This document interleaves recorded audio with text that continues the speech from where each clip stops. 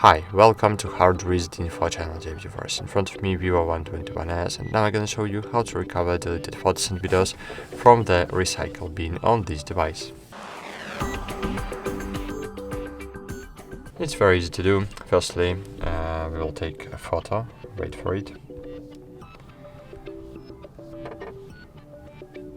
Great. Now open album to see our photo, and now I will remove it, delete. Cool. And how we can recover it? To do it, we just need to open albums, the recently deleted folder, find and click and hold on the photo you want to recover, then click on the three dots button and click restore, and great. Go back, and here, as you can see, we have restored the photo. Thanks for watching, like this video, subscribe to our channel, and bye! See you!